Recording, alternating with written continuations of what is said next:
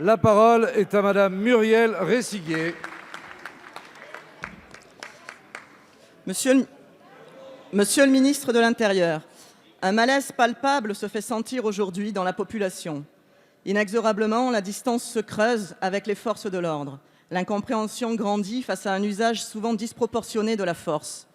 Au sein des forces de l'ordre, de police et de gendarmerie également, le doute s'installe sur le sens de leur engagement. Ainsi, lors de la journée du 23 mars, au cours de laquelle a été blessée Geneviève Leguet, un capitaine de gendarmerie a pris la décision, avec son escadron, de ne pas obéir à la manœuvre de charge décidée par le commissaire de police dirigeant le dispositif. Selon lui, les ordres reçus étaient disproportionnés face à la menace. À Nantes, le 21 juin, dans un mouvement de panique consécutif à l'intervention des forces de l'ordre, 14 personnes sont tombées dans la Loire. À cette heure, un homme est toujours porté disparu.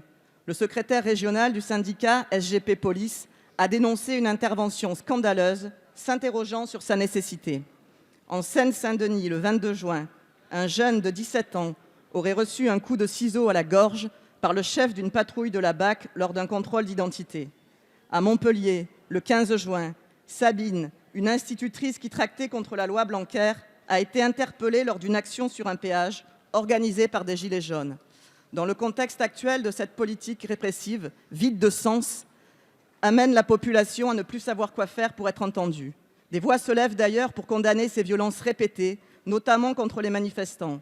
Michelle Bachelet, haut-commissaire aux droits de l'homme à l'ONU, a dénoncé en mars l'usage excessif de la force par les forces de l'ordre, tout comme l'avait fait Amnesty International.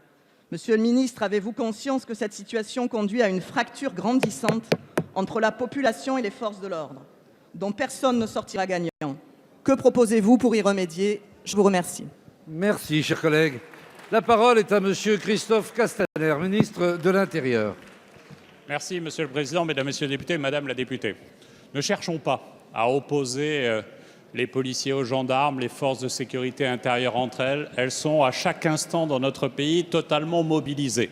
Et à travers les 4 exemples que vous avez donnés, on peut constater la difficulté de l'exercice qui peut conduire à des fautes.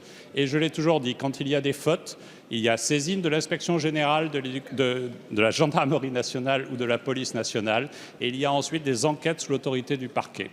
C'est la grande différence, Madame la députée, avec chaque jour, je dirais presque chaque nuit aussi, les moments où nos forces de l'ordre sont victimes d'agressions extrêmement violentes. Et donc ne cherchons pas à opposer les Français non plus aux forces de l'ordre. Et je voudrais vous préciser que contrairement à vos propos, tous les indicateurs montrent que les Français sont très attachés à leurs forces de l'ordre. Mais il y a des moments, Madame la députée, où il faut effectivement s'interroger sur un process d'intervention. Ce fut le cas à Nantes, parce qu'effectivement, il y a aujourd'hui une situation qui appelle à des questionnements. Et dès lundi, j'ai saisi l'inspection générale de la police nationale pour comprendre ce qui s'était passé. Vous le savez, vous l'avez évoqué, je souhaite insister sur ce sujet, puisque nous sommes dans un moment de tension, parce qu'effectivement, un jeune homme a disparu. Et peut-être est-ce lié à une opération, une intervention de la police sur laquelle j'ai demandé des explications à la police de la police pour y voir plus clair. Et donc, il est important de préciser qu'au cours de cette nuit, après 4 heures du matin et dans la nuit, 11 personnes, et non pas 14 selon les indications qui m'ont été indiquées, sont tombées dans la Loire.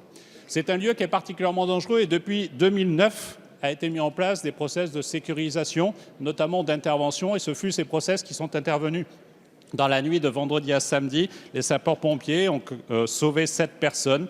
La sécurité nautique atlantique a sauvé 4 personnes. Et c'est un dispositif d'intervention contre lequel nous sommes. Et je termine, Madame la députée, d'abord avec une pensée pour la famille de ce jeune homme disparu, qui effectivement est dans l'inquiétude. Et le fait de vous dire qu'il y a à la fois une enquête administrative placée sous l'autorité du GIGN, qu'il y a une enquête judiciaire qui a été déclenchée et qu'il nous faut sur ce sujet faire toute la transparence.